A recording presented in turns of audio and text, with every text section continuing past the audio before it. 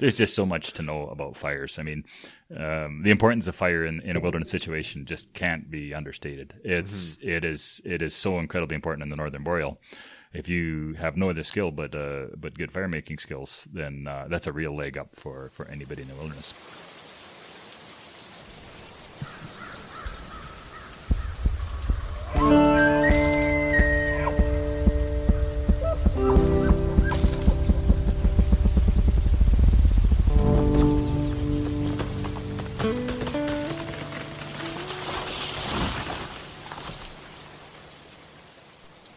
What is happening? Welcome to Your Forest. I'm Matthew Christoph, and today I brought on Kelly Harlton. Kelly Harlton is actually an old family friend. I grew up with him teaching me bushcraft skills, teaching primitive skills, how to build fires from nothing, and how to build a lean-to, and how to all kinds of different stuff. What kind of things you can eat out in the boreal that you wouldn't expect you could eat. All kinds of basic survival skills and advanced survival skills, and I just remember being totally blown away by his knowledge, and it's only gotten more, he's only become more knowledgeable as time's gone on. I was super happy to get him to come in. We've been going back and forth for like 6 months to try and narrow down a time, but he's in such high demand to, you know what I mean? Like he could give Les Stroud a run for his money. I don't know if he'd like me saying that, but I'm going to say it anyways. But yeah, it was an awesome conversation. Talked a bunch about, just straight up started out talking about fire. Fire being the number one most important thing to have while you're in a survival situation, because it provides so much. And we talked, I think, for like a half an hour just about how to get a fire going in the bush.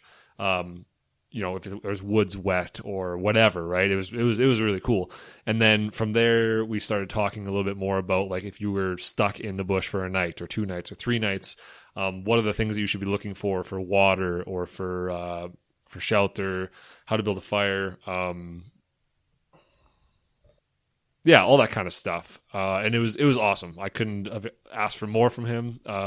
I'm hoping to have him on again, like at least one more time, if not a bunch more times, to talk about, like, he knows so much about edible plants, knows so much about just bushcraft and practical, like, primitive skills, right? So it's just really useful stuff. Like, I'm sure he's got, 100 ways to light a fire with wet wood, or like whatever. Like, there's just so much to learn there, right? If you guys have watched the show Survival Man, it's like that. He's that guy. He is, like, I'm sure him and Les Stroud are best friends. And it was really cool. I think you guys are gonna love it. Kelly spends almost all of his time out in the bush, teaching people about survival skills, teaching them just ways to coexist with nature and use nature's bounty to their benefit. It's awesome. He's a really knowledgeable dude. He's got a bunch of different programs going on and a bunch of different get-togethers that he has, or that people that are associated with him have. One really big one that you guys might want to check out is the Global Bushcraft Symposium. Apparently, he's trying to create more of a community, or I don't know if he's putting it on specifically, but it's being put on, and they're bringing in people from primitive skills from around the world, all coming together to try and learn from one another, right? It's going to be really cool. That was one he really wanted me to point out to you guys. Also, their website, karamat.com. So KARAMAT.com. So it's tamaracbackwards.com. And you can reach out to him there. He's got all kinds of courses and all kinds of different things. At the very end, he gives me all the 3 different websites or whatever, and I'll make sure to post those too in the show notes there. So, As for sponsors, same 3, Greenlink Forestry. Couldn't do this without the support of Greenlink Forestry, providing me a space and the opportunity to do this. Forest Resource Improvement Association, also same deal. And Damaged Timber. Damaged Timber is an apparel company right here out of Edmonton, Alberta, and they're supporting environmental sciences through the sale of their clothing. So everything you buy, he takes 10% of that, puts it towards a bursary for environmental students, and it gives back to the community. And it's a really cool company. He's got awesome hats, toques, t-shirts, all that good stuff. Check them out. DamagedTimber.com. Put in Your Forest 10 at checkout, get 10% off. Yeah. We're good. let's do this. I'm excited. I think you guys should be too. Kelly's awesome. Great dude. Like I said, we had to really focus to try and narrow down his knowledge into one thing for this episode, because it could have went off the rails quickly with so much different stuff. I mean, I had so many other questions. While you'll notice as he's talking, you'll be getting questions in your head that you have to kind of forget about because he's got too much interesting stuff to say. So without any further messing around, let's do this. Here's Kelly and I learn about forest survival, or he doesn't like the word survival. Forest, getting yourself comfortable for an overnight stay in the forest without any supplies. Anyways, all right, here we go. So yeah, I guess like we'll just starting off. I actually don't know the like background behind how you got into like bush skills and like all this different types of survivalness kind of stuff. So how did you get into it? Well, as a youth, I was a little bit active in the outdoors, but not a whole bunch until grade 6. And then I went to a camp, and a guy by the name of Morris Kohansky, who's quite famous, of course. It's my guru now. But he took us kids for a walk in the bush. Okay. And it was a couple-hour walk. And in that walk, he showed us all kinds of edible plants and medicinal stuff. And he started off the walk by lashing 3 sticks together, which is a Roycraft pack frame, right? And throwing some gear on it. And then we walked, and he'd bend over and he'd say, "Here, taste this, smell this." And one point he digs through the moss and he pulls up a piece of spruce root and fashions a rabbit snare, and this goes on for a couple hours, and I like to say that in that couple hours it felt like he showed us 100 things. Yeah, maybe he did. And for me at that time, it lifted what I refer to as the veil of green. So now all of a sudden the forest just wasn't trees and grass. It was this intricacy of all this cool stuff. Oh yeah. And I sort of went off the deep end. Mm-hmm. And I just actually started pursuing it. All my spare time was spent in the bush. I mean, I had a nickname coming through school. I was Camper Kelly, is what everybody called me. Yeah, because that's where invariably I could. And this is grade 6 that you started. And this is grade 6. Fast forward a year later, grade 7. I already had done a solo winter by myself. Just one night. Oh, okay. Yeah. But I mean, it's still I think back on that and go, what were my parents thinking? I looked at my kids when they're in grade 7 and thinking, there's not a hope in heck that I would ever let them go spend the night in the bush. But at different times, I guess. Where was this? This was Spruce Grove was where I was where I sort of grew up for most of my life. But gotcha. There was areas of bush not too far from Spruce Grove that we could hike to, where I would get dropped off in some cases. But at least you're not too far from road or something. Right, exactly, exactly. But still, in those days, no comms or nothing like that, right? No. And so it was. But anyway, thought nothing of it.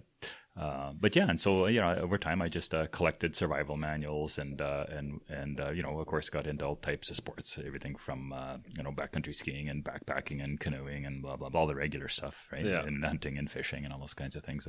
They all boded well. And then about all of a sudden when I was about 22, I stumbled on a book called Bushcraft, and I really loved it because it talked about plants that were here and the techniques it talked about for bush skills and survival. They worked, and I was quite impressed with it. And one day I was thumbing through the photo supplement in the back, and here's a picture of this old guy that looked familiar. I thought, geez, I wonder if that's the guy that took us for a walk back in grade 6 camp. So I looked him up, and sure as heck it was.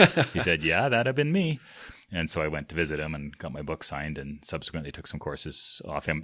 Before that, I'd actually taken some survival courses, and I was quite delved into it, of course. And I became a bit of a Tom Browner. I don't know if some of the listeners out there will know who that is, but that's okay. I don't, but okay. If you look up Tom Brown, it's just sort of more of a philosophical, touchy-feely type of survival guy that is popularized. He's over in New Jersey in the States there, and so heavy into nature awareness and tracking and those kinds of things.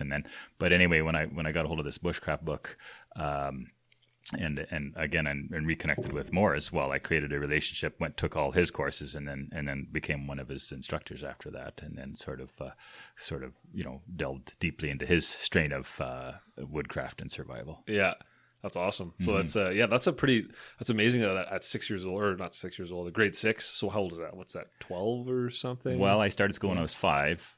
So which was premature in my mind, but anyways, so grade 2 would be 6, 7, 8, 9, 10. So I'd been about 10 years old in grade 6. So 11 years old would have been my 11 That's to pretty 12. wild. Yeah. That you found your niche Yeah, at that young, right? Yeah, like, yeah. I mean, I guess I knew when I was that young that like I had a passion for the outdoors, I guess, but I don't think I realized it's going to be your future. no, like I think I knew it was going to be a big part of my life, but I Yeah, didn't think yeah. I could find a way to get paid through it. Even though my parents were foresters, it was still like I didn't see myself going that route only Right. because it seemed cliche. Yeah, exactly. I'm Yeah. like, no, I can't. No, that's Yeah, like, yeah. so I tried going everywhere else, but like, yeah, the fact that you found that and like you imagine by the time you're 18 years old, you probably already knew more than like most of the professionals out there. They were working in the forest day to day. Right? Well, it may be, in a certain realm for sure. Yeah. Yeah. So when it's your pastime, when it's your hobby, right? You just, it's a fun way to collect a lot of information. Yeah. A lot of the listeners out there may not know, just me and Matthew go back quite a ways. I've done a lot of work with his dad and mom, and they are both super active with outdoor skills and forestry and all kinds of things. Not as much as you, but yeah, for sure. yeah. So it was kind of fun coming back to meet this guy again. Matthew, thanks for the invite. Yeah, no, I appreciate you coming on, man. Yeah, This is yeah. I just thought back of I was thinking about for a while about trying to find somebody to talk about survival skills because I hear people like a lot of mills and stuff will bring on summer students and they want to teach them. They don't want to have to worry about them when they're out by themselves yeah. in the middle of nowhere, northern Alberta, right? And it just kind of came up. I'm like, well, who could I ask? And then it's like you're the first thing that popped in my head. I'm like, that's perfect. Like, I know a guy. This is awesome. Yeah, it's like no, my own sweet, personal thank Les Stroud.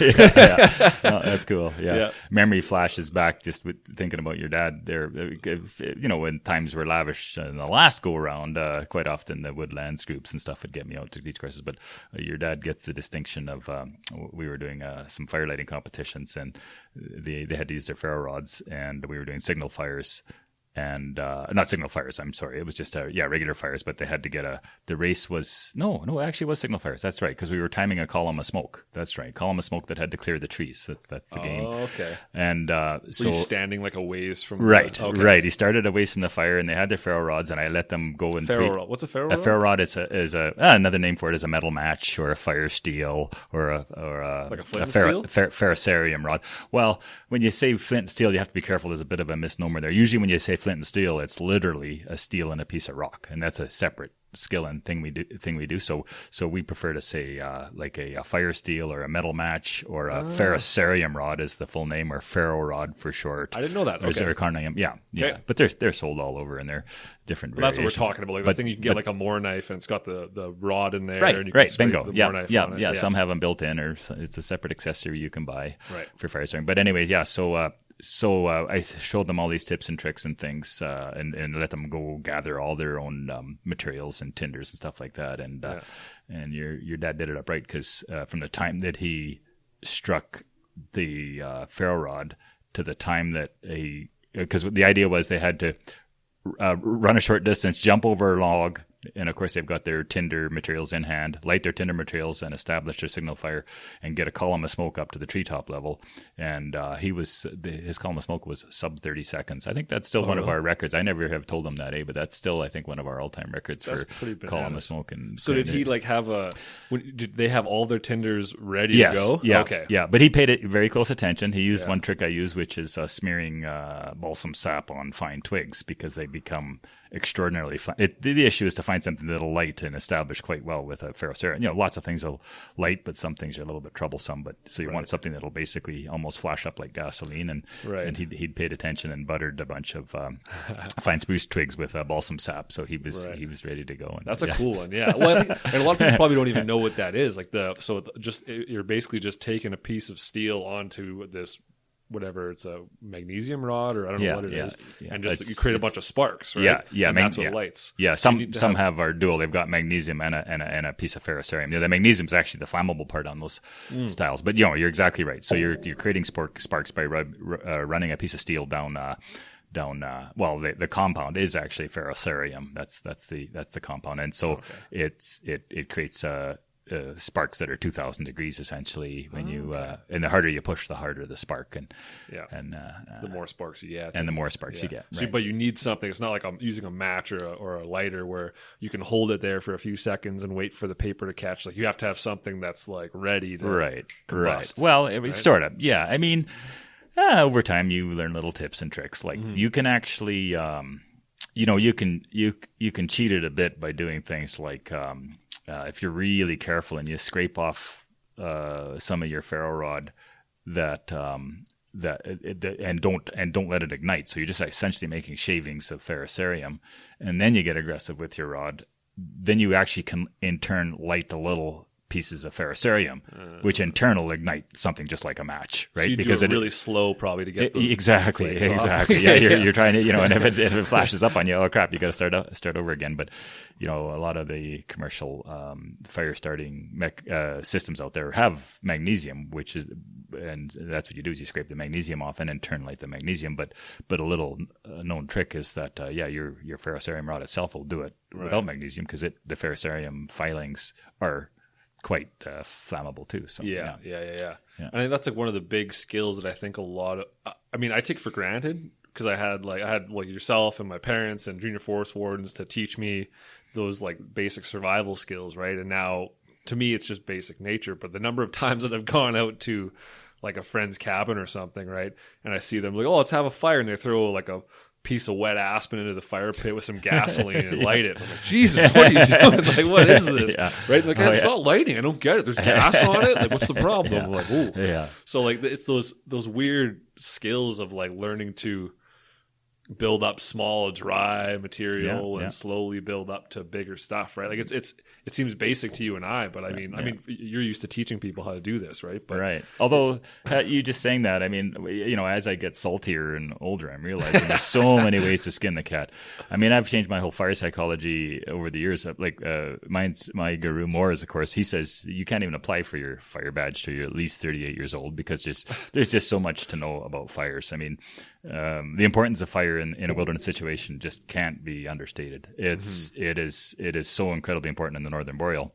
If you have no other skill but good fire making skills, then that's a real leg up for anybody in the wilderness. But having said that, though, you think about fires, and like the valid way is, you betcha, you start small and graduate and go big. But on the other hand, there's so many there's other angles to take with fire. And so the more common one that we use now is it's exactly the opposite of that. You skid your biggest fuel over and you arrange it in a big parallel pile rather. Okay. Arm span length for the wood is preferable if you're like heating a shelter or whatever, or for a group. Yeah.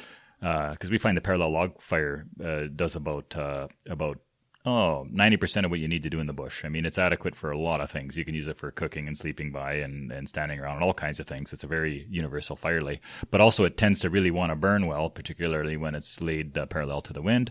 Right.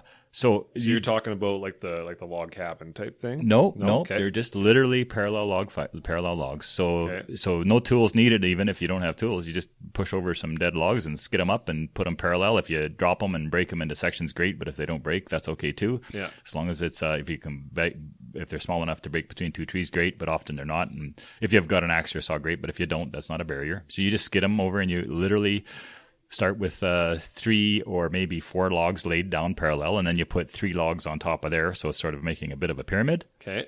And that's it. And then what you do is you go get a copious amount of kindling. This is the crucial step. So on our ecology, we're super lucky because we have ways of getting copious amounts of kindling. Examples being we can obviously quickly make a whole pile of feather sticks if you've got a sharp knife and you just break some straight grain material down. But even easier if we're in a conifer ecology is just grab a couple hug-sized bundles or one good hug-sized bundle of twigs. Yeah.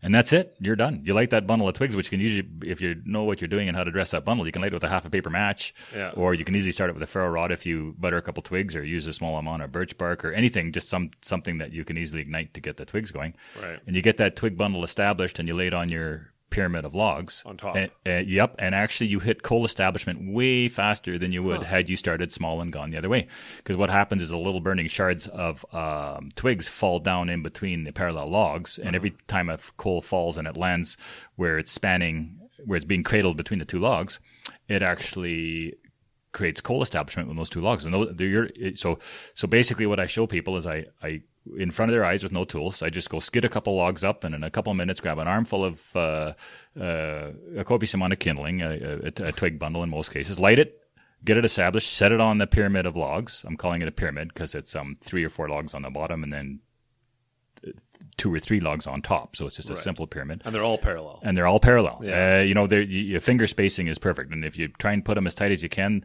they'll likely be about a finger spacing because there's a little knot or bump or irregularity between them that naturally makes some sort of space. Yeah.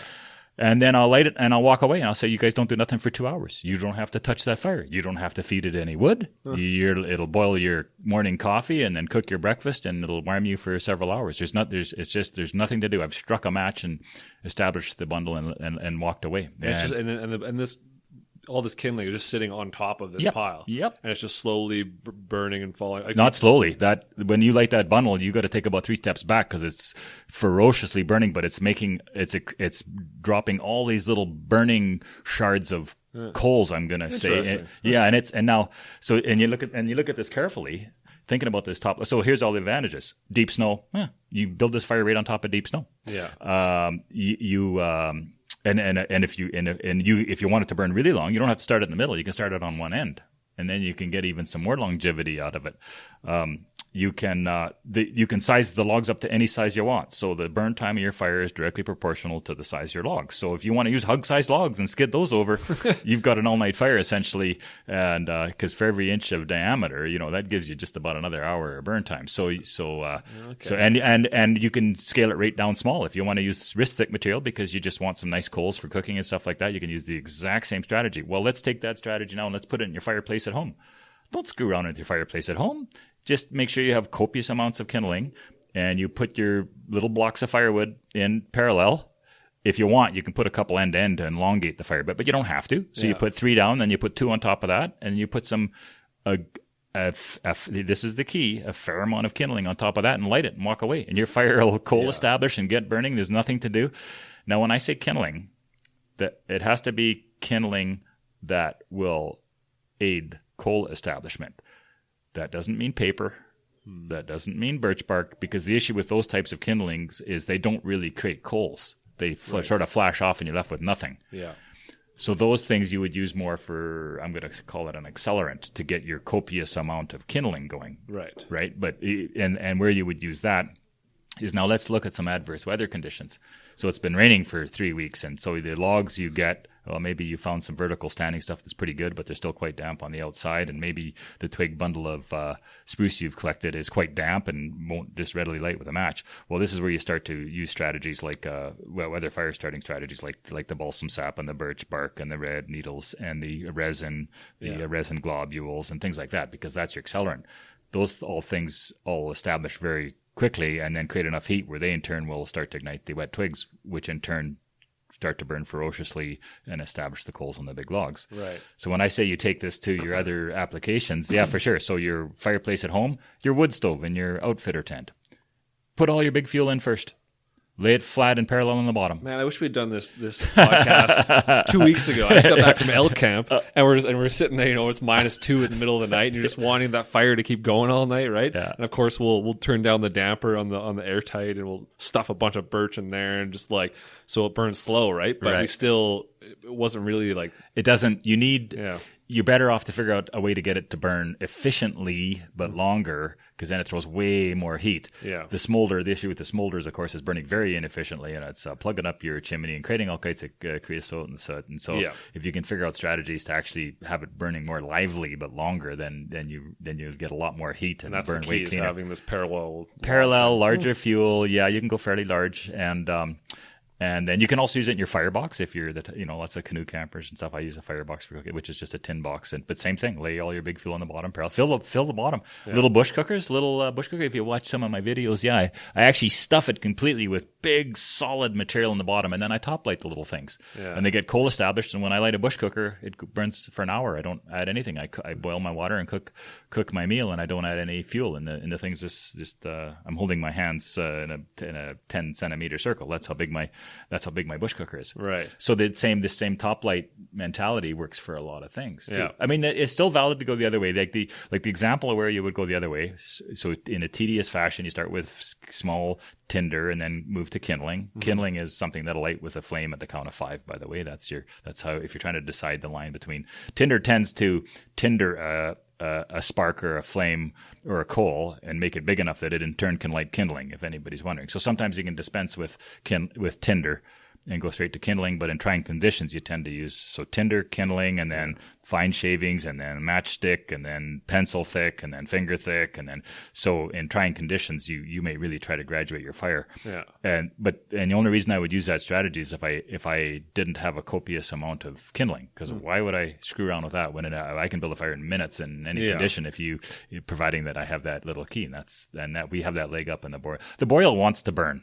Oh yeah, and that's why we have. I mean, everybody, fire in the boreal with it's usually when we go for a walk in the boreal, it doesn't take us very much effort to point out about 12 excellent, reliable fire starters in the boreal, which is pretty amazing. You think even about after that. a rain. And stuff. Exactly. Yeah. So people trying to find that kind of stuff. Like I think a lot of people.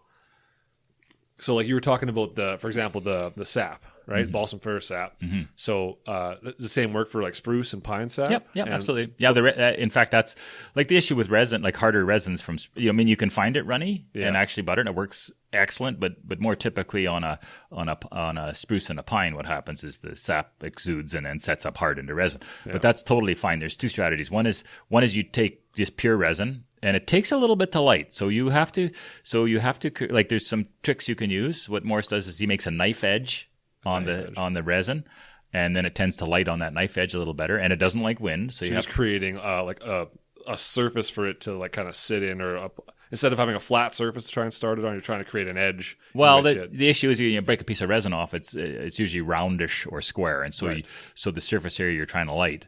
I mean, it lights fine, but it usually takes some persistence to light resin, and it doesn't like wind. So every fire lighting technique has its advantages and disadvantages. So the disadvantage of using resin is it doesn't like wind, but the advantage is that it can't soak up water, and once it's established, it drips napalm on whatever it is flaming napalm on whatever it is you're trying to light. So now you've got a questionable twig bundle.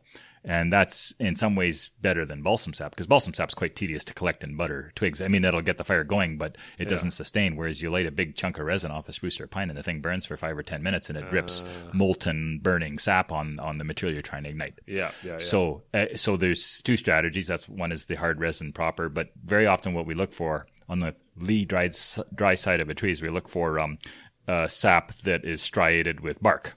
Oh, okay. Because the bark sort of acts as the wick, if you will, and the resin acts as the candle wax, if you will. So the combination could be quite excellent. So it lights a little bit easier. And but once you get it established, it actually burns quite robustly and predictably.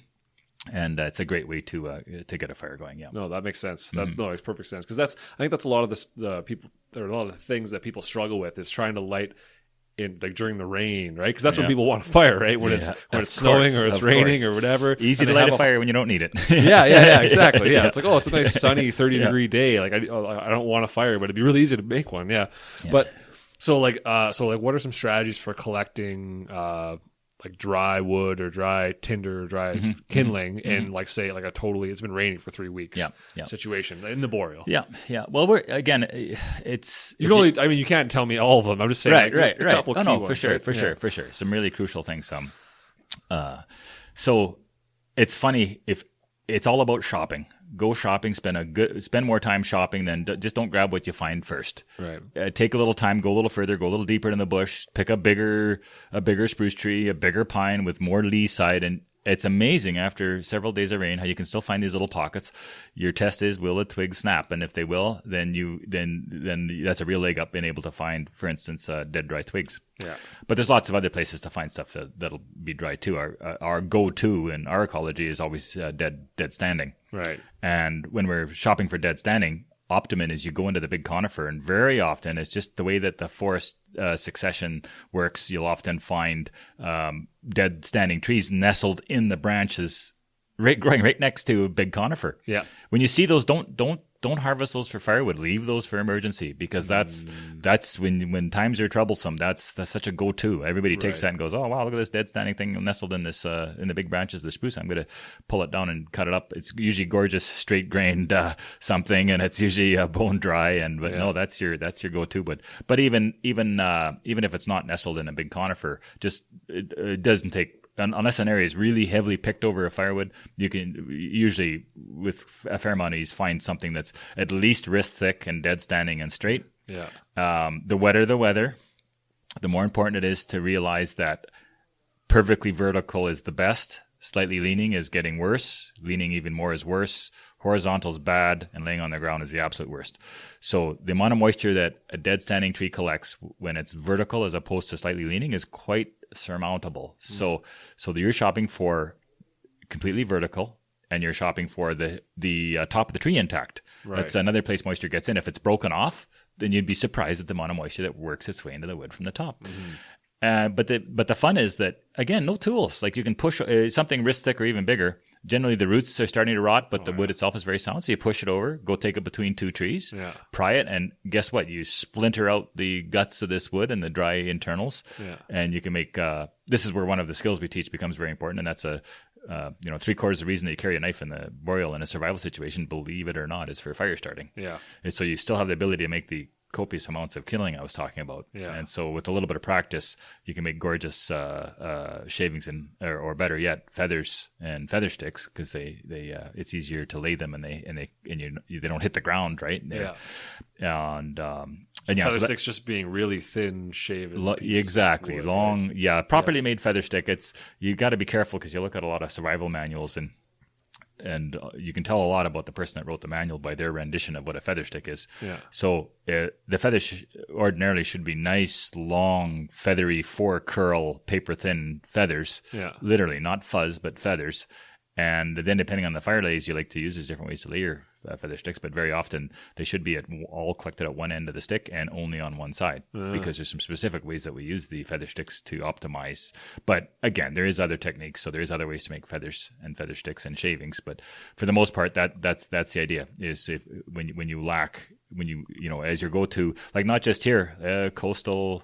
I'm starting to do some work with the Canadian Rangers in the rainforest, and boy, I'm learning some hard fire lessons there. That is one challenging ecology to get a fire going when she's wet, but their whole leg up is exactly that. The beautiful straight grained cedar and cedar bark, and most importantly, the resins and the saps there.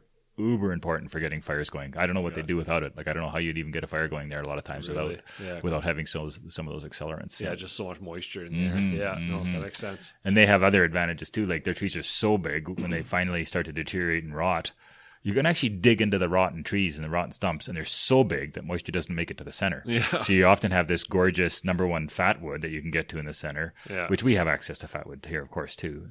But also, which is another go-to besides resin. It's one of our 12 good fire starters. But you can dig into the center of the stump and pull out this tinder dry bone, punky rotten wood that will sometimes even catch that light with a ferro rod, or definitely often easily light with a match, and those kinds of things. So as challenging as an ecology as it is, they do have some real leg ups too. Do you want to explain what fat wood is? Fat wood, yeah. So when a tree dies in a certain way, often the sap doesn't volatilize. It actually sets up as resin in the layers of wood. So what we're looking for is often you'll find it in a dead stump. So the tree dies, and some of the sap may actually run down into the stump. I'm not sure, but the point is that the sap is trapped in the wood and it dies. And you'll always know it's easy to find, because what happens is you go to a stump and start kicking it apart, and the part that doesn't rot, it's the shards that are upright in the stump, are likely fat wood, because it's been naturally preserved by the sap content. Okay. Yeah. Okay. Yeah. Okay, so that's one place. Another place we get it is from the cat faces of pine. When a pine gets injured, what it does is it peels its bark back a bit, which is kind of counterintuitive, and it injects resin into the wood and lets it set up. That's its Band-Aid. So you'll notice on a pine, when it gets injured, it creates what's called a cat face, and it's very often white. And that's, for us, a real easy identifiable source of fat wood, because you just take an axe or a saw or even your knife, and you can chisel away a big chip, and then of the actual wood, not the bark. Of the actual wood, exactly. The white. Yeah. It usually bleaches into sort of a white grayish color, so it even stands out a bit. And then if you look at the grain carefully, you'll see it's alternating layers of wood resin, and it should smell very turpentine.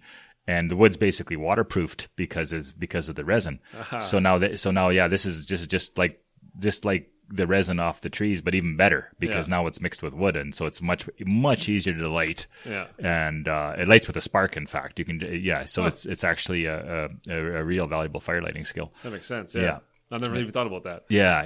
You can sometimes get it from the spruce, but when a spruce gets injured, it heals in a different way. It actually starts to exude more gummy, gooey sap, and the bark starts to roll in.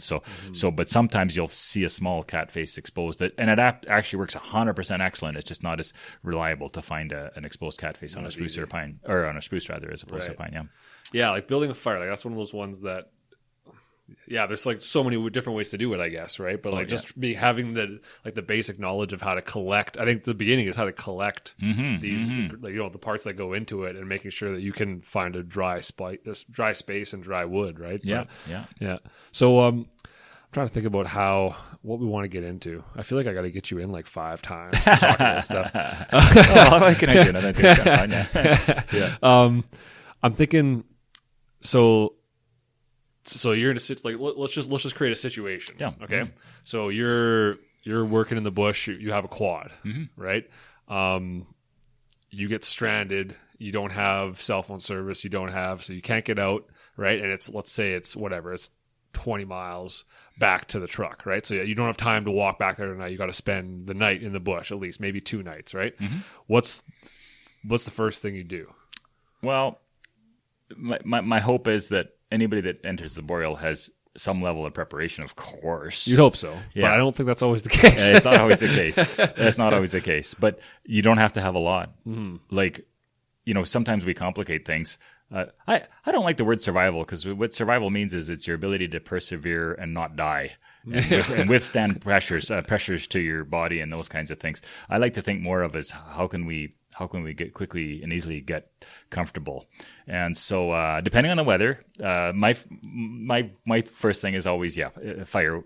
Without even batting an eyelash, because it solves a whole bunch of problems. If the mosquitoes are bad, if it's if you're wet, if you're cold, one of the things, like really simply, physiologically, all we need to do to be relatively comfortable is stay warm and hydrated.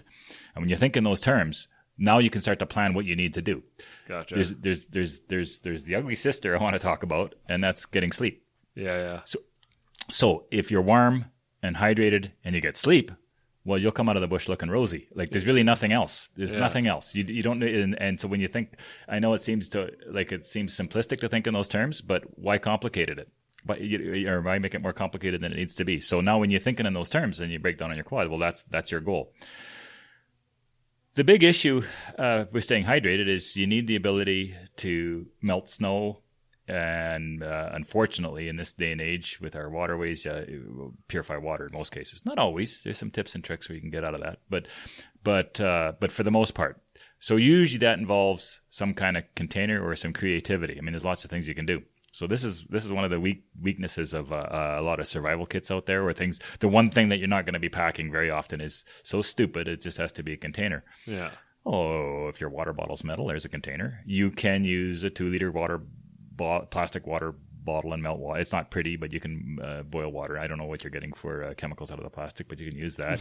You can fashion containers from plastic, and there's ways to hollow out logs with coals, and you can do all kinds of fancy things. But it's sure a lot easier to carry a pot. So yeah. But if you don't have a pot, there's lots of strategies too.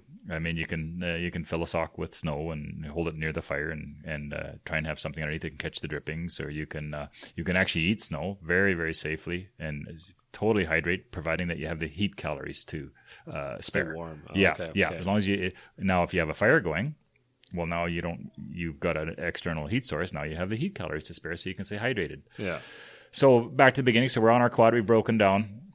Let's make it even worse. It's getting close to nightfall, so we know we're not going to be. So we're obviously going to have to camp. We're not going to try and walk out or whatever. Or we might try to walk out, but we're probably we're smarter to stay put. Yeah. Particularly if somebody knows that we're missing. Right. Then and that's always an important part of the master plan. If nobody knows where you are, you've been deficit on something that's pretty darn important. Yeah.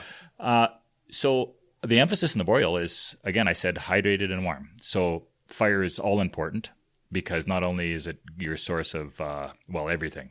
Yeah. If you have a container, don't have a container, or whatever, it's still how you're going to melt snow and or purify water and or keep warm and or keep the bugs away and or keep dry.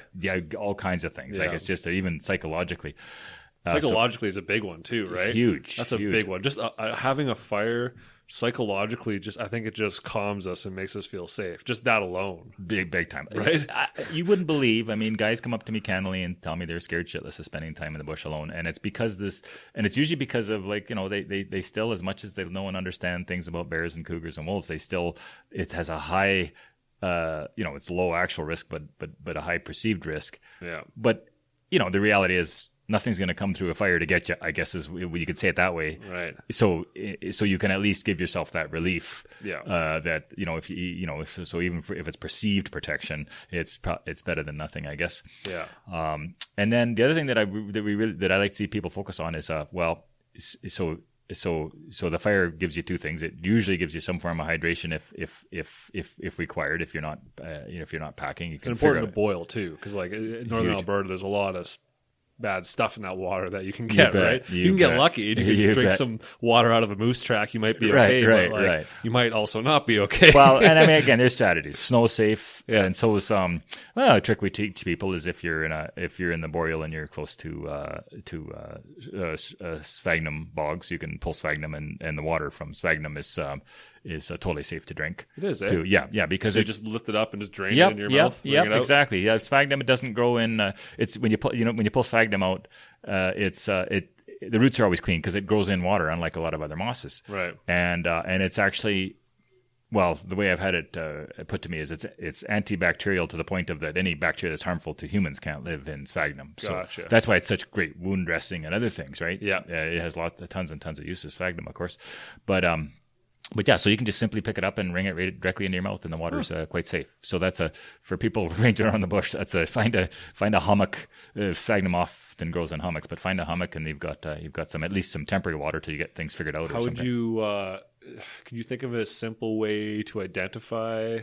That moss? Yeah. Number one, it's about the only moss we have that doesn't, you pull it out and the roots are clean. It grows in water. Number two is it's got a rosette on top. It's got a very fluffy rosette when you look at an individual strand of sphagnum. Yeah. Very soft and luxurious. And it comes in brilliant colors. You see a hummock in the bush that's blaze orange or funky, really striking lime green, and likely it's going to be a hummock of sphagnum. But yeah, as soon as you grab a handful, you'll just know it's a different moss. Okay. Yeah. Okay. And like a hummock, you mean just like it's kind of sticking up out of the dirt. Exactly. It's like it grows on a mound very often. Okay. Yeah. And that can be found like lots of places. Yeah, you couldn't go any too far in the boreal. Spruce bogs are everywhere. The chance of you ever being more than a mile away from a spruce bog someplace in our boreal is even small. Like it's this little along the edge of a creek. Or something. Yeah, exactly. Yeah. You'll be along the edge of some crazy little creek, and there'll be some spruce trees growing on. It'll just be wet enough in the right environment, and you'll find sphagnum hummocks and stuff. So it doesn't even have to be in a big, expansive spruce bog either. That's a cool one. I didn't know that one. Yeah. It's obviously it could easily save your bacon, that one. So now and then focus on a comfortable bed. We said the ugly sister was sleep. So if you're warm and hydrated, let's just pull this just right in front of you. Okay. You can pull the whole thing. It all moves around. You can lean back. You can enjoy it. Relax. Okay. Yeah. I see what you're saying. Okay, I'm getting this. I'm going to be here for 4 hours. That's what I'm saying. I think I'm trying to keep it factual. Like, so we're kind of sticking with fire, and we'll stick with the beginning stages. Okay. And then maybe some other time I'll get you and we can talk about like edible plants and stuff like that. Yeah. Yep. So we broke down on our quad, but we hopefully had the means to make fire. And because silly is that if you want to see how much experience a person has with fire, just check their pockets. The person that can make a fire rubbing two sticks together and with minimal amount of materials, you'll find has a lighter and a ferrocerium rod and a sparker and cotton balls and Vaseline and things to light, because that person really understands what it takes to make a fire. It's exactly counterintuitive. The guy that doesn't understand, he doesn't have nothing. He's got a pack of paper matches and he thinks he's good to go, right? So, but anyway, build a gorgeously comfortable bough bed. Takes minutes. In 20 minutes, you can have a bed that's likely as comfortable as your bed at home if you know and understand how to use some materials at hand. So there we are. We're warm because we got a fire. We're hydrated because, well, hopefully we've got a container. But if we don't, we can melt snow, or we have some strategies up our sleeves to. A container's not as hard as you think. there's lots of things we can pass off as containers. I mean, if you've got something that was some waterproof material, a tarp or a piece of plastic or anything, you can dig a hole in the ground and line the hole with plastic, and then and we use a strategy with hot rocks to. Well, I imagine even cruise vests, right? Like in forestry, a lot of people are using cruise vests, right? I imagine a cruise vest is made out of a canvas material. It'll probably hold.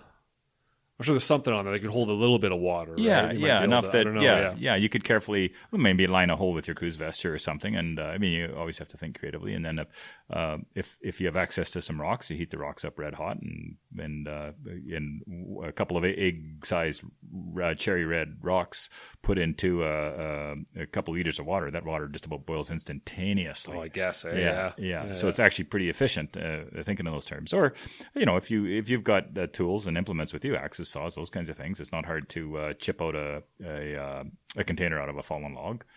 And things like that. There is strategies, but you will understand that as you gain time and experience, you start to understand. Like another strategy is take a good hardy fold of tinfoil, of heavy duty tinfoil, and I've got strategies for quickly folding that into a pot that can boil water and melt snow. What a nice thing for the survival kit. Yeah. Well, it's light. It doesn't take up any space. Exactly. And you can, if you happen on something, you have some onions and butter, you can wrap it in it and throw it on the coals too. I don't find those often in the boreal, unfortunately. No, but you may be carrying some lunch supplies. I'm sure if you were out there, though, you wouldn't go hungry. You got mushrooms and wood and whatever else it is. No, there's there's enough to keep you interested anyways. But so there you are. You're now all of a sudden you're not really, when you say the word survival, it means that there's a risk of you not living. Right. Because if you remove the risk of you not living, so now you're warm and hydrated and you're getting sleep, then are you truly in a survival situation, I have to ask? I mean, things could still happen. You can easily create a survival situation. Usually how you create a survival situation has nothing to do with the wilderness. Yeah. It's either the elements, and providing that you're likely a forestry type person would be dressed for the elements, so that's sort of a non-issue, as long as they have a fire to dry out if they get wet and things. But it's usually a self-inflicted thing. You've rolled your quad on top yourself, or you've cut your leg with your axe, or your saw has slipped and given you a deep gouge on your arm, or you're sustaining a severe knife cut, or you've got a severe burn from your fire.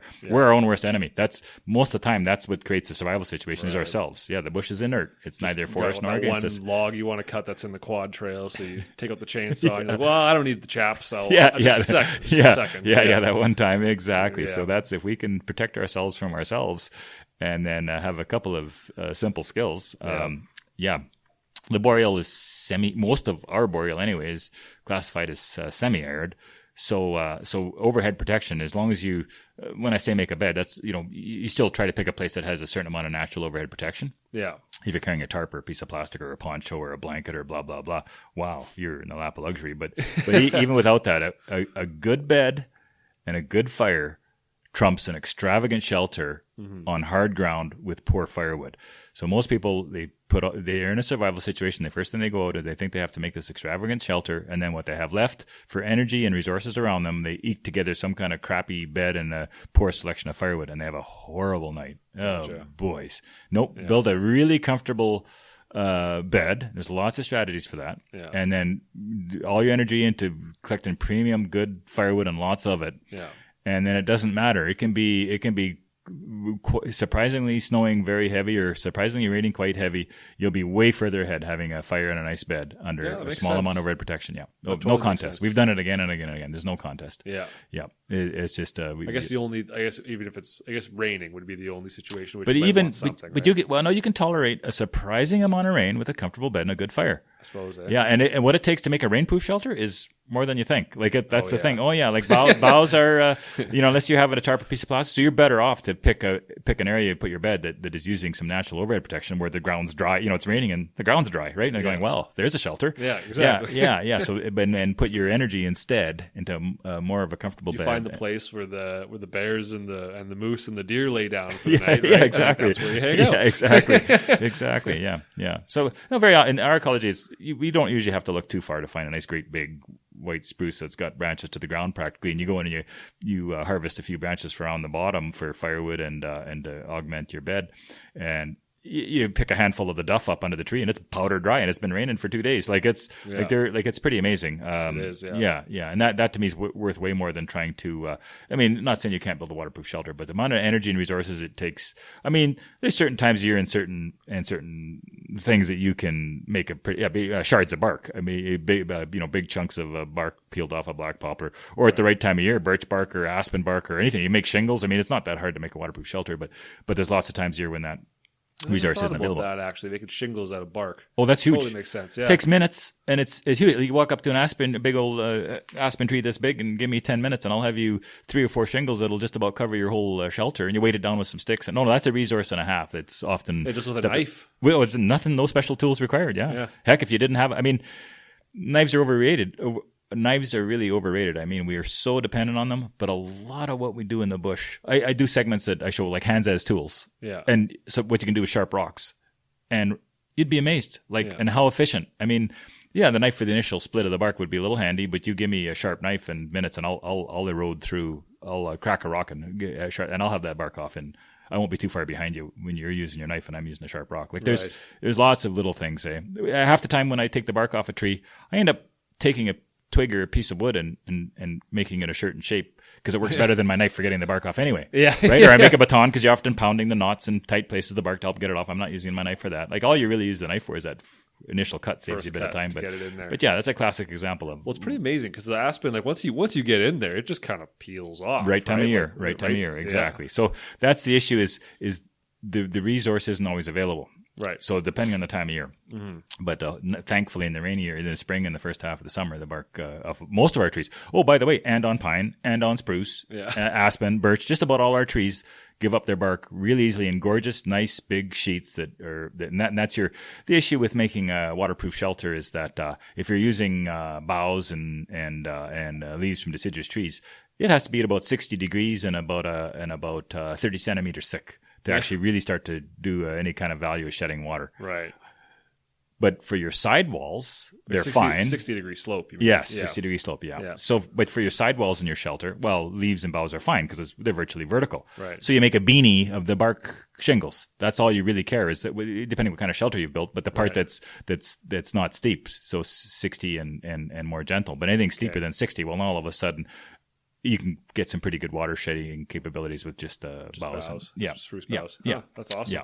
Yeah. So let's imagine, I know one thing that my dad actually just reminded me about a couple of days ago when we were in elk camp was he was talking about like forest survival, right? And talking about guys, because like most of the people he's training on how to survive that, they have a quad or they have something, right?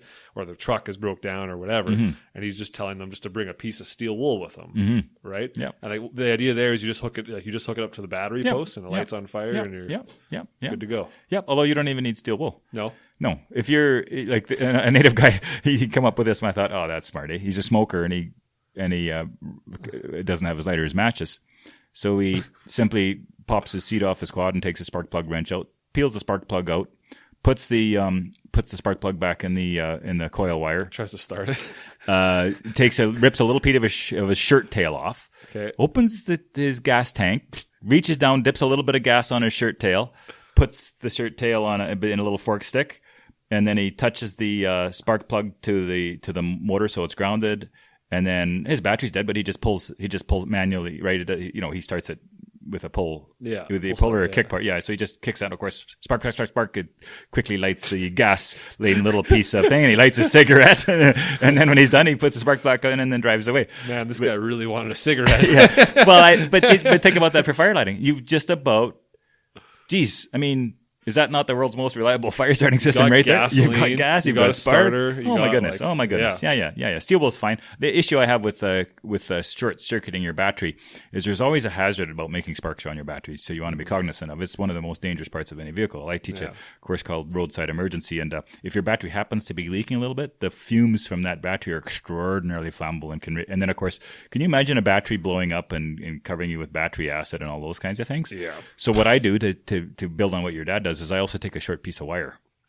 Because now what you can do is you can actually create the spark away from your battery. So you cut the wire in half, put one half of two reasons I carry a wire. It's actually a piece of house wiring. It's booster cables for a quad. Okay. And I've used it again and again and again and it rolls up tiny. Yeah. And the other thing is you can put, you can put it onto the terminals of the battery and then create the spark a safe distance from the battery. I mean, Right. yeah, no, I think you're being careful when you do it, no matter what you do. But it's just, again, I talked about us being our own worst enemy. Yeah. You weren't in a survival situation and all of a sudden your battery blows up or you get acid on you or You don't need whatever. that. Yeah, now you're in No. a survival situation. But I guess the idea is that it's important to like think about the tools that you have on you, right? Yeah, Like just you might not think about it as a tool, but like there's you're wearing clothes, you've got Oh, glasses, you've got huge, whatever, all huge. kinds of Yeah. things, right? Yeah.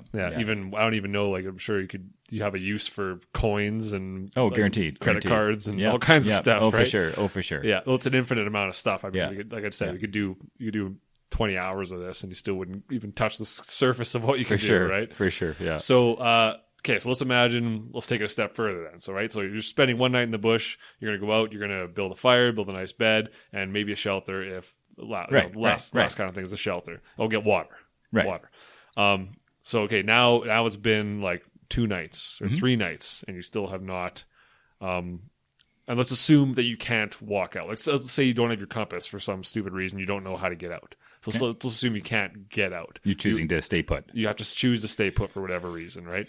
What would be the next step? Well, really, it doesn't change too much. Now you can start to build that extravagant shelter. Now you can start to, we don't really like to think about expending too much energy getting food because that seems like the next natural progression. But the issue is, unless you can get enough calories, then you kind of shoot yourself in the foot. You get less than what you're outputting. Right, you're spending more calories than you're actually getting back. Exactly. Yeah. So unless you're extraordinarily proficient at hunting, or maybe you are hunting and you've got a rifle and you're in an area that's got some or whatever, I mean that's fine. But food doesn't even rear its ugly head till 30, 40 days, right? For us, in terms if we're talking survival. Right. But I mean, there's always this thing about, well, if you're awaiting rescue, I mean, the types of things I'd be focusing on is signal fires and ground to air signals, and maybe I would be there's strategies for making whistles and other signal devices. The right? whistles. I remember the whistles actually. Yeah. They can be carved out of wood, or they can be made out of strips of tin, or there's different things. You could likely find something on you or around you that you could make. I mean, if you can make a whistle that makes the same decibels as a Fox 40, which is totally doable, if you're starting to get cold or hypothermic, or if you're low on energy, shouting takes a lot of energy as opposed to a shrill whistle, and a shrill whistle can be heard far off and stuff like that. So I think about elk bugles. Yes, you know what I mean? Like how they can be 3 miles away, and you can just hear. Yeah, what? Yeah, exactly.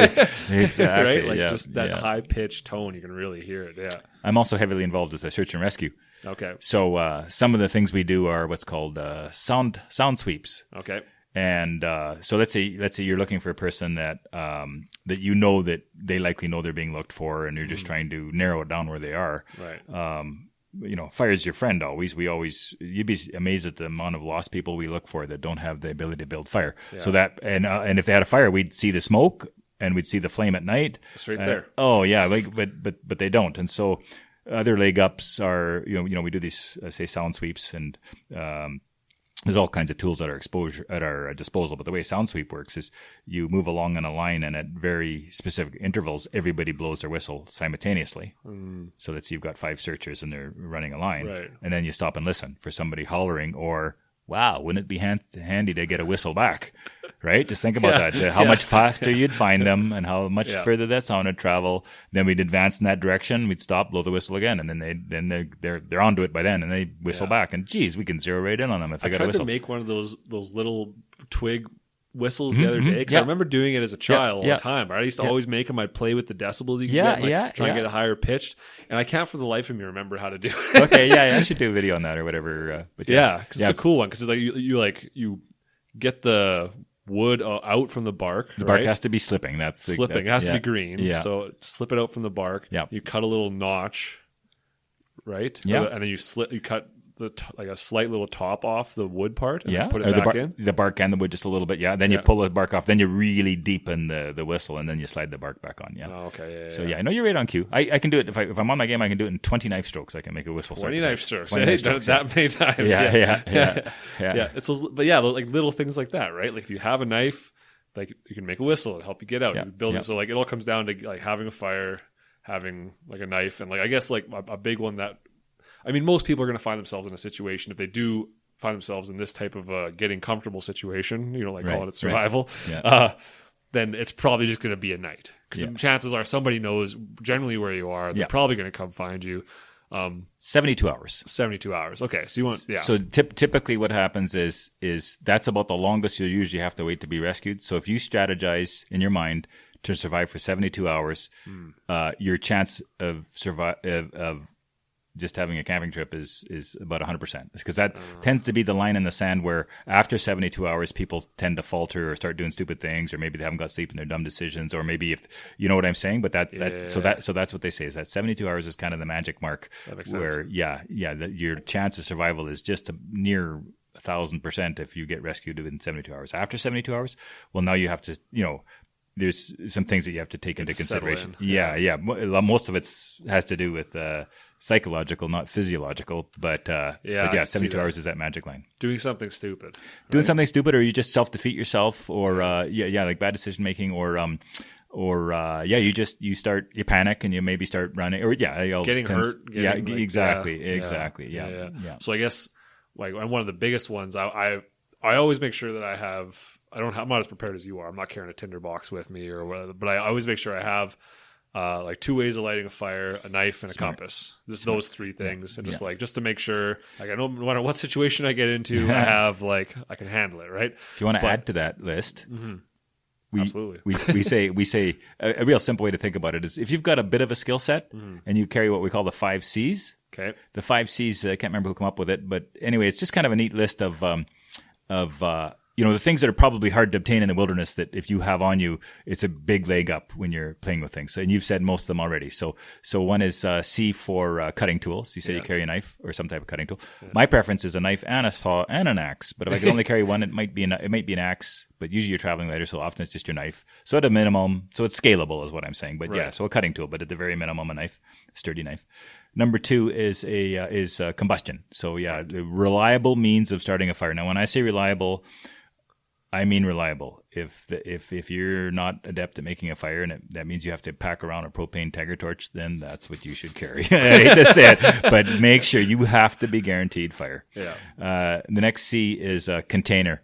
And this one that's always missing in most survival kits. And it's so important because that's what gives us the ability to stay hydrated. If we can't stay hydrated, well, we're going to have all kinds of other issues, right? Well, they make those those collapsible ones. They do. Too, right? They do. There's no excuse nowadays. Or what I do is sometimes I take a tin can with a coffee can and I put some items inside that and then throw that in the trunk of your quad. So now you've got, it doesn't have to be that big. If you can boil a cup at a time even. So your survival kit container.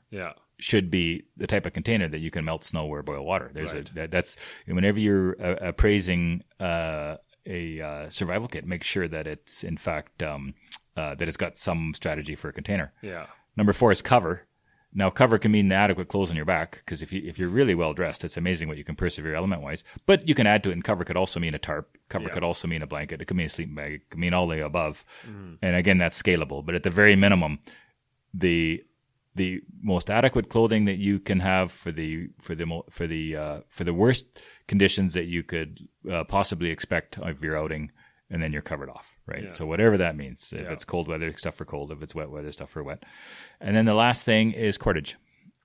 Because it's one thing. I mean, I'm adept enough where I can, in 5 minutes, I can grab all kinds of things right out of my bum to lash stuff together in the bush because I've practiced with it. But for most people, and I still carry lots of cordage. Paracord's a good pick. There's lots of things you can use. But just everything we do in the bush is lashed. Everything, right? So that is one thing that I do have. I forgot to mention that. I do have a thing of paracord, especially when I'm out hunting and stuff. You have a little thing of paracord because it's perfect. Yeah, no, it's amazing how often when you're in the bush that you realize, like, man, I could use a piece of rope right now. Exactly. Just solve all my problems. It's usually for like repairing something, or like it's not going to be for what you think because you can't conjure what you're going to need it for until you need it. But just about anything, I can tell you story after story where the ability to work with knots and tie things tightly has saved my bacon again and again. I believe it. Yeah. But anyway, so sorry to interrupt you, Matt. So you were at what you were carrying, which was you left off. Oh, I just had just those things. I usually have actually in my cruise vest. I don't know if I have cord, but I definitely have. I have 2 knives, 2 lighters, and I have. I always have water bottles and stuff with me. But cool. I could definitely advance it. I do have a couple little survival kits that I do have that have they have the safety blanket, Right, they have, right. all that kind of stuff. But I find honestly, you could, rather than spending $100 on like a pre-made survival kit, like you could spend 15 and you can make your own. Most of it that's comes better. from the dollar store too. Yeah. That's the hilarious thing. Yeah, Like, between the dollar store and the thrift shop, the cotton ball and your house. Vaseline or whatever, right? Yeah, Like, there's exactly. so much that you can do. Yeah. No, it's important, and I think that's the key, I guess, is to just keep. You have to make a fire, have a way to cut stuff, container, and cordage and coverage. Yeah, as we said, that's pretty cool. That's a good way to do it. 5 C's. Okay, Yeah. I think I remember. Like, did you used to teach that? Yeah. When I was a kid too. Yeah, I think you did. It's been around for a lot of years. Yeah. It's been a while since I've been a part of junior forest. But that was always a really cool setup. I always really enjoyed that. Like, we would go out and do those winter campouts, right, with everybody, and like make a lean-to and have a fire and fire building competitions and boil the water and like all that kind of stuff, right? Yeah, and like great program. So much fun. Yeah. Oh, it was the best. I even in Helitack a couple times we would overnight on fires kind of thing because it just situation called for it, right? And we would build like a little lean-to, and of course there's fire because we're camping on a fire, so there's we're not really worried about that. And but like the number of times that I've used those skills that I learned when I was a kid, it's like spending time in the bush, right? I use them all the time, so it's super handy to have. But I think I don't know what how many people that spend time, like even people that spend time hiking or spend time whatever, fishing, hunting, all kinds of stuff down like in the Rockies and stuff like that. How many of them know how to, or even have a compass on them, or have a lighter or some way to, like, I think most of them don't, right? They just think, well, I'm on the trail, I'm good. Like, there's other people around. Exactly. It's like, what happens if you break your leg? Skills, what happens if you know what I mean? Like, there's people, a lot of people don't have the contingency plan, but a lot of people now I find do have like the spot or the inReach, right? Those like satellite, those are a good system. But they're safety nets, and safety so nets. So you start to. I mean, I have to admit myself. Every once in a while, I'll catch myself. I've got a GPS in my pocket, and I'll just go. Yeah. And then when I'm done going, I'll say, okay, it's time to go back now. Okay, I'm just going to pull up my GPS and see where because I know where I'm parked on the GPS on the vehicle, so I can create a waypoint. Okay, I can do all kinds of things. But oh crap, batteries are dead. Oops. We get this dependency. It's happened. Oh my goodness. Totally. Yeah. And your example with the hikers. Yeah. What I'd like to add to that is get separated from their gear. Oh yeah. So they've got a real safety net on their back, but it does happen. You can get separated from your gear. Weird things happen, right? And particularly, a spill in your canoe. That's a classic example. Yep. Or we've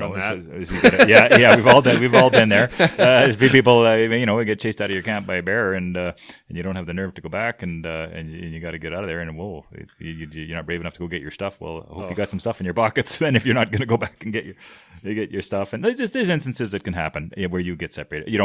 Some precariously along steep banks and things like that, and sometimes you don't want to stand up with your pack because the wind's going to blow you over. So you've got your pack in one hand and you're skidding along a little, and all of a sudden you lose grip of your pack and you watch it tumble down, and boy, you may not be able to access it. People do a lot of weird things when they're hiking. Well, I'll climb up this tree. I'll just do this, whatever. I have a funny story about flipping a canoe. Actually, it was my bachelor party, and we're going down in Slave Lake. We were canoeing, right?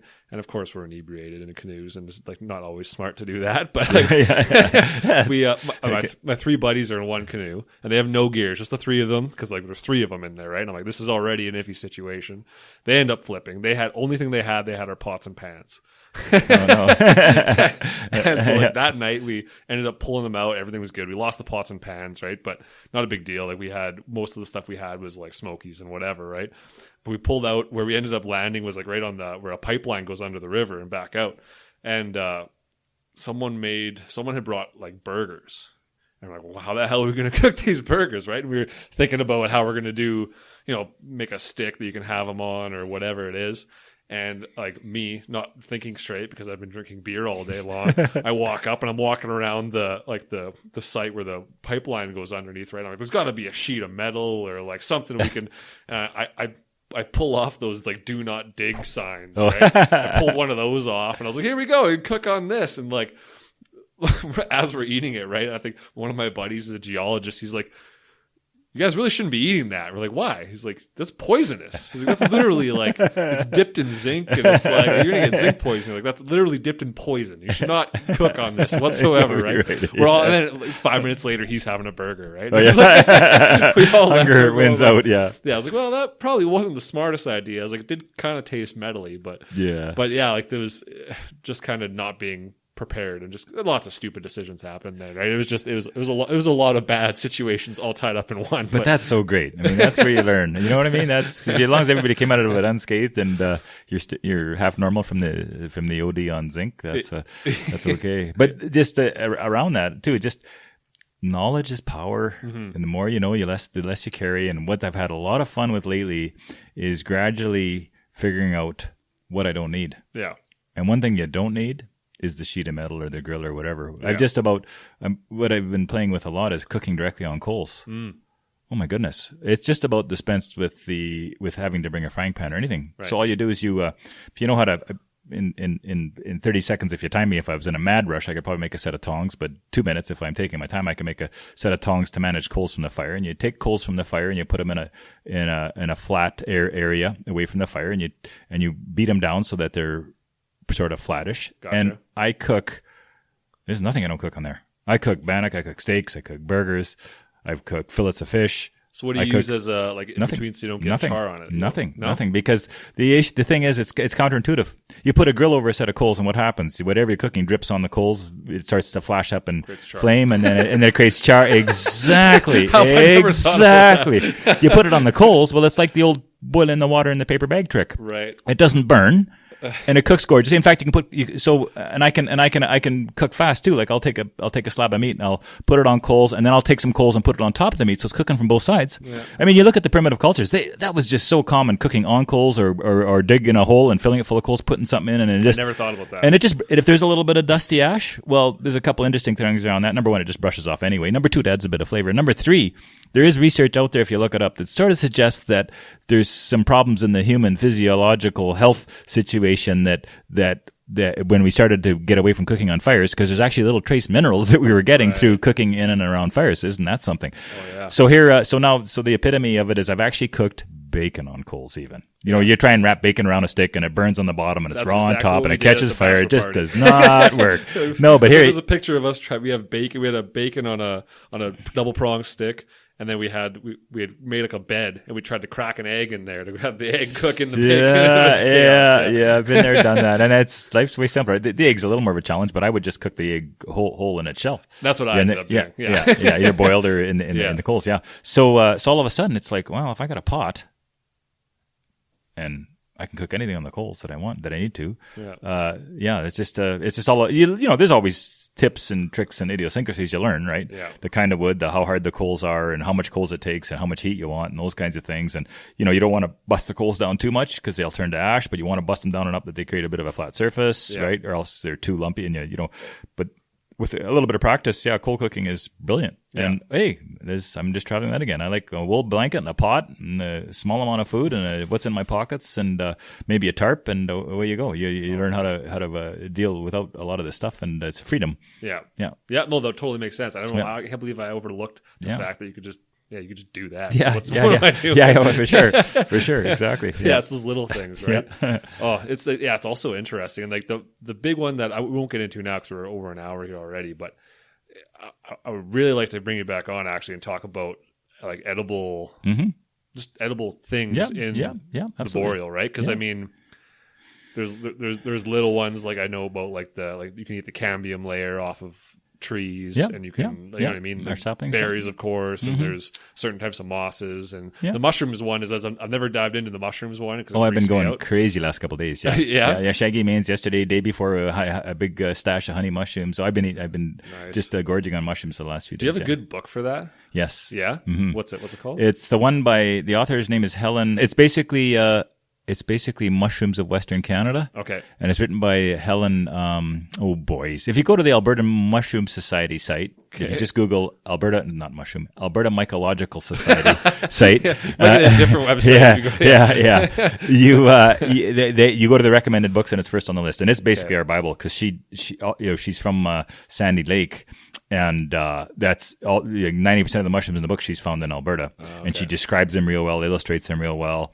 She's got a great key in there, and yeah, so it's like if you're gonna have one mushroom guide, I like a couple because she uses line drawings and illustrations, which is good for emphasizing the characteristics. Yeah. But then it's nice to have another mushroom book that's all photographs because now you can compare the two. Yeah. Right. You can see what it looks like. Photographs are for me like I find myself not trusting illustrations. Right. You know what I mean? I'm like, well, some asshole just drew this. If they forgot exactly something, like what am I doing? Exactly. Right? And it doesn't, and the photograph, because you're right, she has to emphasize the but that's the thing is she's exaggerating a little bit the characteristics, so that's obvious in line drawing. And now you can look at the picture and it may be not that obvious in the picture, but now you go, okay, so as long as it has honey mushroom, it has the yellow streaks on the stalk below the cottony ring.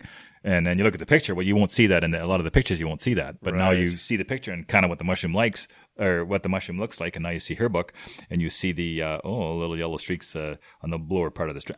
That's it. You know what I mean? Then you cross-reference. It's cream-colored gills. The gills are decurrent. It's got a cottony ring. It's got yellow streaks, and the stalk is fibrous.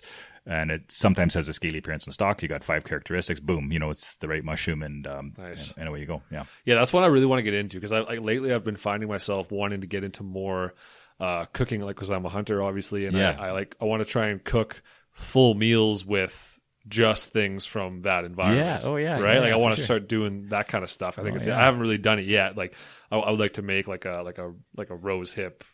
Stuff and make whatever cranberry sauces and all kinds of stuff. Absolutely. Right. Yeah. But like mushrooms are one that like I love mushrooms, but I've never been brave enough to be like, yep, that's edible. Well, I knew about 10 mushrooms reliably for quite a few years. I would go up by maybe one mushroom a year or something. And then I joined the Alberta Mycological Society. Yep. And they do forays. And they do forays through the summer, every one a week. Oh yeah. And so I went from 10 to about 60 now that I'm comfortable with. That's awesome. In a couple of years. Like you just, so if you do want to learn mushrooms, it's a slow way and by book and one by one and slow and steady. But one foray, you'll generally pick up 2, 3, 4, 5 mushrooms. Like it's fast. And you got somebody standing there pointing out, smell this, taste it, feel this. It's just a waxy. Yeah. Okay. Whatever. You get somebody showing you the actual characteristics and how specialized everybody is. It's amazing. I got all the knowledge that's coming together because of that. Right. It's amazing. I love it. Yeah. No, it's so good. Well, I think that's an hour and 10. Okay. Let's call our quits there. Okay. And I think that was a good roundabout. We talked you know what I mean? Like we talked around fire a lot. And that was perfect. Like that was perfect. Okay. So yeah, I'll talk about your what your business a little bit at the beginning too. Okay. But explain it is what you do and kind of plug yourself. Okay. I'm a bit of an entrepreneur, so I'm into all kinds of things. But my passion business is a company called Wildside Wilderness Connection. I started that up in Slave Lake. I did canoe and kayak tours and rentals up there for 12 years. But I also imparted a lot of wilderness skills and stuff too. That was my real passion. It doesn't sell as well as kayaking and canoeing. That's the issue. And so as of late, that's what I use as the bulk of my time. I travel all over the place, all over the province. And as of late, I'm, going to the island to work with the Canadian Rangers, which is pretty thrilling for me. And then I fly to Minnesota next week to the winter camping, or in a couple of weeks rather, end of October, a long ways off, winter camping symposium. So essentially it's just a business I do. But sadly to the listeners, I don't really do individuals. I cater completely to groups. I've evolved way past the point. You don't have time for individuals. No. But having said that, I do have people in contacts that get groups together that I can hook you up with. So that's what I always say is if you're interested in some skills, and I'm part of a huge network in Alberta too. So there's a whole bunch of us survival instructors that sort of band together. Not just survival instructors. Oh my goodness, you pick it. And it can be anything from hide tanning to herbal plant walks and everything in between to basket making. We have this really neat core in Alberta that we've developed. So that's sort of my wild side business, I guess. And then I do some contracting for the college a bit, and also for Karamat Wilderness Ways, which is Morris Kohansky's school. Essentially, it's his sanctioned school. So I've been the lead instructor there now since 2009, and nice. And we do at least a winter and a summer there. Sometimes some custom courses. So if you are an individual, that's a great place to sign up to. If you're interested in this kind of stuff. But at the end of the day, I'm not, I'm not about the money and I'm not about the business side. I'm more about the community and the fun. So we have some great gatherings. We've got a Frostbite in January that's down by Bowden at the Foothills Camp. And we've got the Rat Root Rendezvous, which is not too far from Wildwood, which is an amazing event. And we go to some events in the States too. But we have one big event that Matthew promised I could put a plug in for, and that is the Global Bushcraft Symposium next year, 2019, June 10th to the 14th. It's all the big dogs we can get there ought to be there. There should be Les Schrout is going to be there. Lars Felt, Tom Luchens, Cody Lundin is trying to make his way up here. David Westcott, Dave Holiday, just these huge names in the bushcraft and survival industry. That's awesome. We've hit some stone walls, but we're trying to get Ray Mears in there. Morris Kohansky is going to be there, of course. Just all the whoever we can think of.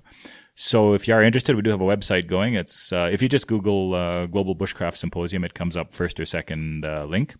And I will warn people though that it's not necessarily a place to go and learn tons of skills. It's we want to create more of a forum for people that are sort of already in the industry first. So survival instructors and that, because we want to start to band people together for to start to have a look at sort of where the industry is going, because it is quite haphazard right now, and people look at Alberta and they're very impressed with how together we are in terms of our skills, our instructors and skills sort of banding together. But after we get a satisfying number of instructors involved, then it's going to be open to the public. Yeah. And so there'll be things like keynote speeches from some of our big guns, and there'll be breakout sessions that will be talking about things in the industry. And then we're going to have these things called theme camps, which there may be like an axe theme camp and an outdoor cooking theme camp and a canoe camp and a horseback riding camp and a herbal medicine camp, all these camps. So you basically go and you get to, sample stuff and see things and try things and see demonstrations and those kinds of things. That's so awesome. It's so less on the workshop side. Yeah. But having said that, lots of, some hands-on and some cool things. So there's so much out there to talk about. I mean, I've been trying to find somebody to talk to, like traditional use plants, and I've been trying to find someone to talk. They're in our circles. Yep. Yeah, we have tons of those. Yep. Yeah. Okay. So we gotta talk more about that kind of stuff. Because there's so much of that out there. Huge. But there's not a lot of people that know about it, right? Like, it's like we know it exists, but like how to do some of that stuff is like I don't know anything about like traditional use plants, like nothing. I can't think of anything, but like I know that you say that, but I'll put you on the spot right now and prove that you're wrong. Yeah. So what can you put on a bee sting in the bush? A bee sting in the bush? Yeah. Oh, resin? You could put resin. Yeah. Okay. I thought you may know the answer, but like plantain leaves, or something like that. Okay. How about on a burn though? Oh, burn. Yeah. You just answered it a second ago. Oh, resin. Yeah, exactly. Things like that. I mean, there's some things that we know that we don't even know we know, but that it's just we take for granted. Yeah. But you usually push anybody to the point, and there'll be some plant. You'll know some. Yeah, you'll know some. Yeah, and that's how we accumulate knowledge. It's cool stuff though, and I would love to get somebody on there to talk about that kind of stuff. Oh yeah. But like we need to talk and try and. What is there something we could get aspirin from in the bush? See, I'm telling you. I've done that actually. Of course. One time I was actually sick, and I was I can't remember if I had a cough or what it was, but I was I collected a bunch of poplar buds, boiled them, and and just steamed myself, right? So it's pretty cool. Cool, yeah. But there you go. See, we think but it's a little bit. We always know more than we think we know. I'm going to give you a gift here. This is nice, thanks. This is a Chorus calamus. Chorus calamus. Yeah, so I recognize that. Yeah, this is another name for it. Its common name is called sweet flag, and then what are the native populations and we call it is rat root. Oh, that is rat root. Yeah, so you look at it and it's actually looks like you can have it. Yeah, so it's like the tail of a rat. So that's why it's called rat root, is because that's sort of what the root looks like. So we pick that, and that's cool. That's you can look it up. It's got pages of information. Oh, that's yours. Oh, that's it. Yeah, it's a gift. Yeah, we're talking about medicine and plants and all that stuff. And that's very cool. Bring a gift, but that's so that stuff is held in extraordinarily high esteem. And it's, just off the top of my head, like you're talking about coughs and colds and things like that. You break a piece of that off and put it between your gum and teeth and let your saliva start to soften it. And a little piece. It's torquey. Yeah. And then just let it trickle down your throat. Or if you feel a sore throat coming on, by all means, get some of that in there because it's a little bit antimicrobial. We make tinctures out of it for treating certain things. It's awesome for stomach disorders. So you start to get an upset stomach or uncomfortable I always stomach. have an upset stomach. Okay, well that's the stuff that you'll pretty like. sure I have Yeah, ulcers. some people use it as a preventative and all that. But basically, it's got. I mean, Robert Rogers has about 2 pages of things that's another one of our. I've always wanted to know. It's a sedge, right? Or it's it's a sedge. It looks very similar to a cattail, right? And it often is grown in with cattails, so it's kind of inconspicuous. And it takes a little bit of a trained eye to find it. Yeah, but it's easy to find because it has this seed head that sticks out at a really stupid angle that just doesn't look like it should even be there. It's just an odd angle. And then if you take a bit of the leaf and crush it and smell it, it's likely the most perfumey thing you'll ever smell in the wilderness. It's just so that makes it just so easily identifiable. And where to look for it? Wherever there's native communities, because they've taken it with them over the centuries and transplanted it, so it's followed them around. Because they use it for so much. Yeah, exactly, and it's held in such high esteem. Yeah, so that's a tip on where to find it. That's exactly one of those ones that I've always heard about. I never knew. I knew it was a sedge. You can Google it because I figured that's where I remember the Latin name. Right. Because I Googled it once and found it. Right. But I could never sort out where to find, like where exactly it was, what it looked like, and I could never figure it out. But like that's awesome. I really appreciate that. That's really cool. No worries. And that'll last you. That's for me, because after you use it for your sickness, you can take it, dry it again, and use it again. Oh, really? In fact, the piece there has actually had one tincture made from it already. Oh yeah. And it'll probably make another tincture if you want, or just use it as it is. But it still has medicine. Tincture. Yeah, tincture is you soak it in alcohol, okay, and that way you put drops under the tongue. So what I like a tincture for is, let's say I feel a little bit of a strep throat coming on. I take a few drops of that and I just squirt it right on the afflicted part of the throat that I can feel that strep throaty feeling coming, and it's done. It's gone. So is it just more acetylsalic acid and a bunch of other stuff in there too? Or? I don't know. It's got a fresh root 8 inches long is enough to kill you.